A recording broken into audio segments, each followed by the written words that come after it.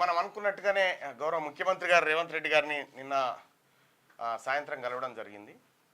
EWS quota ద్వారా బీసీలకు నష్టమవుతున్నటువంటి విధానాన్ని ఆయనకు వివరించడం జరిగింది. సార్ మూడోసారి వచ్చి ఈ అంశం పైన తమకు నివేదిక ఇస్తా ఉన్నా, కానీ ఇప్పటివరకు చర్యలు లేవు అని చెప్పడం జరిగింది. సో ముఖ్యమంత్రి గారు కూడా ఇదేందో చూడండి అంటుండే, వాస్తవానికి ఆయనకు కూడా అవగాహన లేదన్నట్టునే ఆయన చెప్తా ఉన్నాడు. ఆయన చెప్పిన దాన్ని బట్టి మరి ఈ ఈడబ్ల్యూఎస్ కోటా ద్వారా నష్టపోతున్నటువంటి బీసీలు, ఎస్సీలు, ఎస్టీలు అండ్ ఓసీలు కూడా ఓపెన్ కేటగిరీలో రావాల్సినటువంటి పోస్టుల విషయంలో కూడా వాళ్ళు నష్టపోతూ ఉన్నారు. ఇది క్లియర్గా వివరించడం జరిగింది. ఈ రిజర్వేషన్ ఇంప్లిమెంటేషన్ విధానం ఏదైతే ఉందో ఇక్కడ ఈడబ్ల్యూఎస్, అది శాస్త్రీయంగా లేదు, దాన్ని సరిచేయండి అన్న విషయాన్ని కూడా చెప్పడం జరిగింది. ఇక్కడ ఈ ఈడబ్ల్యూఎస్ కోటాకు సంబంధించినటువంటి లెక్కలు ఒకసారి చూస్తే ఇదిగో ఈయన వడ్లని శేఖర్ యాదవ్ ఒకటి పెట్టిండు. ఈడబ్ల్యూఎస్ రిజర్వేషన్ల పితామహుడు నరేంద్ర మోడీ గారికి బీసీల తరఫున హృదయపూర్వక అభినందనలను పెట్టిండు. కారణం ఏంది? అది కౌంటర్. నల్గొండ జిల్లాలో ఎస్సీ షెడ్యూల్ క్యాస్ట్ వాళ్ళకు 1371 ర్యాంక్ వస్తేనేమో ఉద్యోగం లేదు.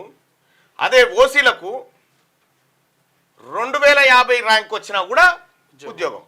అంటే వాళ్ళని ఇంటర్వ్యూకి పిలిచారు, ఏది 1:3కి. ఆదిలాబాద్ జిల్లాలో ఎస్సీ ఎస్టీలకేమో 452 ర్యాంక్ వస్తే ఉద్యోగం రాదు. ఈడబ్ల్యూఎస్ వాళ్ళకు 1948 వచ్చిన ర్యాంకు ఉద్యోగం వస్తుంది. ఇక్కడ ఎస్సీలకు 494 వస్తే ఉద్యోగం లేదు. కానీ ఈడబ్ల్యూఎస్ వాళ్ళకు 1948 వచ్చినా కూడా ఉద్యోగం వస్తుంది. ఇక్కడ మెదక్ జిల్లా తీసుకుందాం. మెదక్ జిల్లాలో బీసీడీలకు అంటే ముదిరాజులు, యాదవులు, మున్నూరు కాపులు వీళ్ళందరికీ 179వ ర్యాంక్ వస్తే ఉద్యోగం రాదు. కానీ ఇదే మెదక్ జిల్లాలో ఈడబ్ల్యూఎస్ వాళ్ళకి 591 ర్యాంక్ వచ్చినా కూడా ఉద్యోగం వస్తుంది. ఇక్కడ హనుమకొండ తీసుకోరి. హనుమకొండలో బీసీడీకి 112 ర్యాంక్ వస్తే ఉద్యోగం లేదు. కానీ అదే అప్పర్ క్యాస్ట్లో ఈడబ్ల్యూఎస్ రెడ్డి గారి పిల్లలకు, వెలమూల పిల్లలకు వీళ్ళకి మాత్రం 377 ర్యాంక్ వచ్చినా ఉద్యోగం వస్తుంది. ఎస్సీలకు కూడా 182 వచ్చినా 183 వస్తే రానే రాదు. 183 వస్తే రాదు. ఇక్కడ ఏది ఖమ్మం జిల్లాలో కూడా ఎస్టీలకు 878 వస్తే రాదు. 1224 వచ్చినా కూడా ఈడబ్ల్యూఎస్ వాళ్ళకి వస్తుంది. నారాయణపేట అదే, సూర్యాపేట అదే. తెలంగాణ రాష్ట్ర వ్యాప్తంగా డిఎస్సిలో జరిగినటువంటి ఘోరం ఏంటంటే కేవలం ఈడబ్ల్యూఎస్ కోటా కింద 110 పోస్టులు రావాల్సి ఉండే వాళ్ళకు. 110 పోస్టులు రావాల్సి ఉంటే 1100 పోస్టులు ఇచ్చారు ఇప్పుడు వాళ్ళకు. అంటే దాదాపుగా 1000 పోస్టులు, 1000 ప్రభుత్వ ఉద్యోగాలు అప్పనంగా తీసుకుపోయి వాళ్ళ పల్లెంలో పోసారు. ఈ 1000 ఉద్యోగాలు ఎక్కడ ఉండాలంటే ఈ 1000 ఉద్యోగాలు ఓపెన్ కేటగిరీలో ఉండాలి. ఓపెన్ కేటగిరీలో ఉంటే చాలా మంది దానికి కాంపిటీషన్ తీసుకొని ఆ ఉద్యోగాన్ని సాధించేవాళ్ళు. ఇటు ఓపెన్ కేటగిరీ అభ్యర్థులకు నష్టపోయింది. ఇంకో గమ్మత్ ఏంటంటే ఇక చూడు, వెలుగు దినపత్రిక ఓపెన్ చేయి. అన్ని పేజీలు ఉన్నాయి. అన్ని పేజీలు లేదు. హైదరాబాద్ ఎడిషన్. ఈడబ్ల్యూఎస్ కోటా ఎట్లా దుర్వినియోగం అవుతుంది అనేది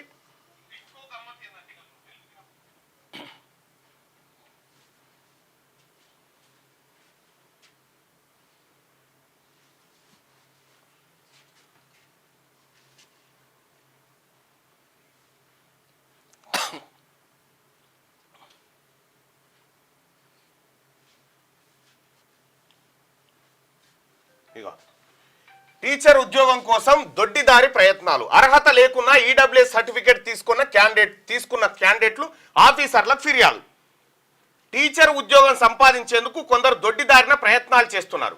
అర్హత లేకున్నా తహసీల్దార్ ఆఫీసుల నుంచి ఈడబ్ల్యూఎస్ సర్టిఫికేట్లు సంపాదించి వాటి ఆధారంగా ఉద్యోగాలు పొందే ప్రయత్నం చేశారు. దీన్ని గమనించిన మిగతా క్యాండిడేట్లు ఉన్నతాధికారులకు ఫిర్యాదు చేశారు.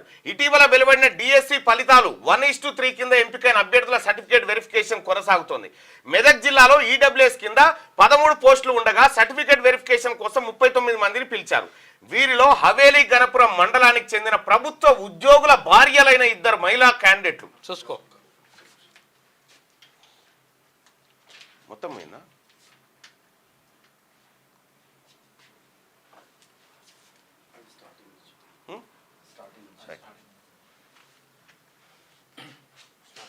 రైట్. ఇక్కడ టీచర్ ఉద్యోగాల కోసం దొడ్డిదారి ప్రయత్నాలు. ఈడబ్ల్యూఎస్ ఎంత మోసమో ఇక్కడ చూడరు దొరికిరీడ.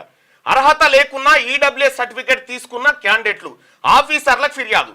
టీచర్ ఉద్యోగం సంపాదించేందుకు కొందరు దొడ్డిదారిన ప్రయత్నాలు చేస్తున్నారు. అర్హత లేకున్నా తహసీల్దార్ ఆఫీసుల నుంచి ఈడబ్ల్యూఎస్ సర్టిఫికేట్లు సంపాదించి వాటి ఆధారంగా ఉద్యోగాలు పొందే ప్రయత్నం చేశారు. దీన్ని గమనించిన మిగతా క్యాండిడేట్లు ఉన్నతాధికారులకు ఫిర్యాదు చేశారు. ఇటీవల వెలువడిన డిఎస్సి ఫలితాల్లో 1:3 కింద ఎంపికైన అభ్యర్థుల సర్టిఫికేట్ వెరిఫికేషన్ కొనసాగుతుంది. మెదక్ జిల్లాలో ఈడబ్ల్యూఎస్ కింద 13 పోస్టులు ఉండగా సర్టిఫికేట్ వెరిఫికేషన్ కోసం 39 మందిని పిలిచారు. వీరిలో హవేలీ గణపురం మండలానికి చెందిన ప్రభుత్వ ఉద్యోగుల భార్యలకు ఈడబ్ల్యూఎస్ సర్టిఫికేట్ దొంగతనంగా ఇచ్చిరట. వాళ్ళు డిఎస్సి రాసి దొంగతనంగా టీచర్ ఉద్యోగాన్ని సంపాదించాలనేటువంటి ప్రయత్నంలో వెరిఫికేషన్ పోతే దాన్ని బీసీ విద్యార్థులు పట్టించారు. దాన్ని కూడా ఈడబ్ల్యూఎస్ సర్టిఫికేట్ సంపాదించి వాటిని సమర్పించారు. ఈ విషయాన్ని గమనించిన మెదక్కు చెందిన నిఖిత, రేగోడుకు చెందిన నరేష్ అడిషనల్ కలెక్టర్కు ఫిర్యాదు చేశారు. అర్హత లేకున్నా దొడ్డిదారిన ఉద్యోగాలు పొందే ప్రయత్నం చేస్తున్నారని, వారి వద్ద నిజమైన అర్హులు ఉద్యోగాలు కోల్పోవాల్సి వస్తుందని ఆవేదన వ్యక్తం చేశారు. వీళ్ళకి రావాల్సినటువంటి ఉద్యోగాలను, వాస్తవమైనటువంటి నిరుపేదలకు ఈడబ్ల్యూఎస్ పేదలకు రావాల్సినటువంటి ఉద్యోగాలను దొంగ సర్టిఫికేట్లు పెట్టి కొట్టుకపోతా ఉన్నారు.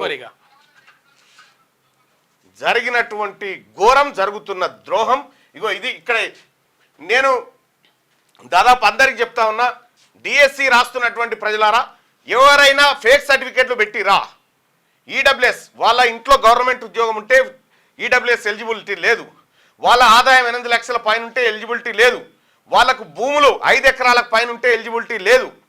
ఇటువంటి వాళ్ళు ఎవరైనా ఫేక్ సర్టిఫికేట్లు పెట్టి ఈడబ్ల్యూఎస్ సర్టిఫికేట్ కింద ఉద్యోగాలు సంపాదించిరా, సీట్లు పొందిరా, దయచేసి తోటి నిరుద్యోగులంతా పరిశీలించండి.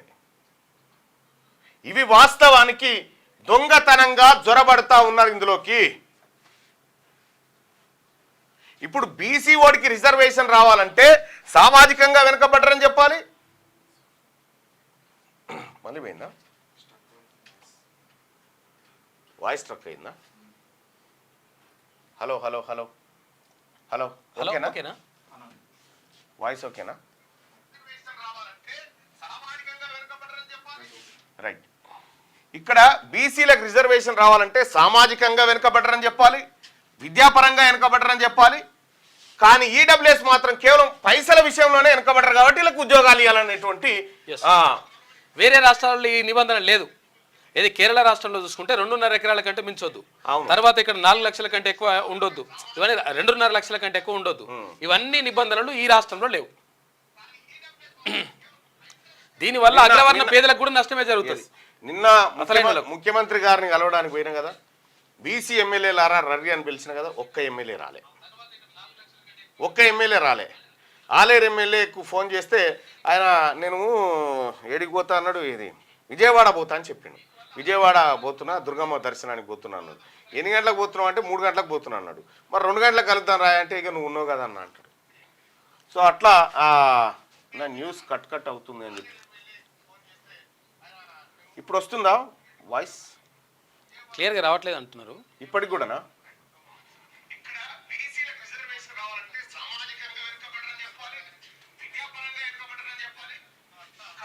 వాయిస్ ఏదో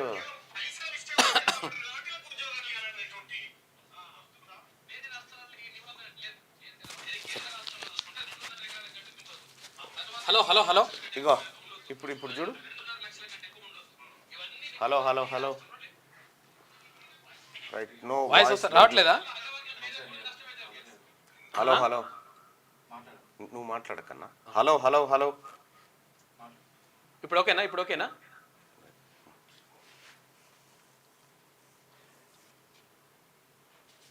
ఎంఆర్ఓలకు కూడా మీరు దొంగ సర్టిఫికేట్లు ఇచ్చి రీసౌండ్ వస్తుంది అక్కడ వస్తుంది ఏది ఎంఆర్ఓలు కూడా ఫేక్ ఈడబ్ల్యూఎస్ సర్టిఫికేట్స్ ఇస్తే ఆ ఎంఆర్ఓల మీద కూడా చర్యలు తీసుకోబడతాయి. మీరు అర్హతలు పరిశీలించిన తర్వాతనే ఇవ్వాలా ఈ ఈడబ్ల్యూఎస్ విషయంలో. Right, thank you. అలాగే ఈ మార్నింగ్ న్యూస్ లైక్ చేయండి, షేర్ చేయండి సోదరులారా. జరుగుతున్నటువంటి అన్యాయం కళ్ళ ముందు జరుగుతూ ఉంది. కళ్ళ ముందు జరుగుతున్నటువంటి అన్యాయాన్ని ప్రశ్నించాలి కాబట్టి, మాట్లాడాలి కాబట్టి నిన్న పోవడం జరిగింది, సచివాలయానికి పోవడం జరిగింది. సచివాలయంలో ముఖ్యమంత్రి గారిని కలిసి రిక్వెస్ట్ చేయడం జరిగింది. అయ్యా మా వర్గాలకు అన్యాయం జరుగుతుందని చెప్పి. అంటే ముఖ్యమంత్రి గారు విచిత్రం ఏంటంటే ముఖ్యమంత్రి గారికి ఈడబ్ల్యూఎస్ ఇష్యూ తెలియదట. అదొకటి విస్మయం కలిగించేటువంటి అంశం. నిన్ననే పోయి మాట్లాడడం జరిగింది.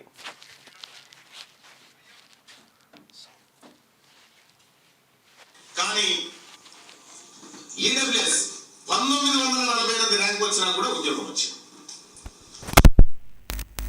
ఎస్సీల కంటే కూడా అత్యధికంగా లబ్ధి పొందుతున్నటువంటి వర్గంగా వాళ్ళ ఈడబ్ల్యూఎస్ తయారైపోయింది.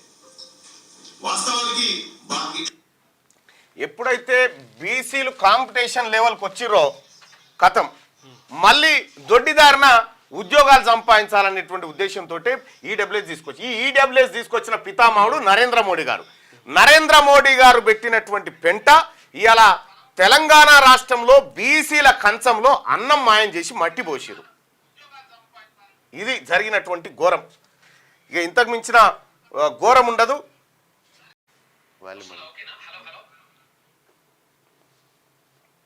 Okay, right. ఇక్కడ బీసీలకు జరుగుతున్నటువంటి అన్యాయం ఇగో ఇది పట్టబాటిలి. ముఖ్యమంత్రి గారికి 3 సార్లు నివేదిక ఇచ్చిన తర్వాత ఇది ఏందో చూడండి అంటే విచిత్రమైనటువంటి అంశం. వాళ్ళకి తెలిసినా కూడా సపోర్ట్ చేస్తలేరా ఏందనేది నాకు అర్థమవుతుంది. అధికారులు ఏమైనా పక్క పెడుతురా మరి? అధికారులు ఎందుకు కథ? క్యూ న్యూస్ ఛానల్లో పనిచేయటకు అనుభవం గల సీనియర్ వీడియో ఎడిటర్స్ కావాలను సంప్రదించవలసిన నెంబర్ 8688926084. qnewsads@gmail.com ను సంప్రదించండి. లైక్ చేయండి,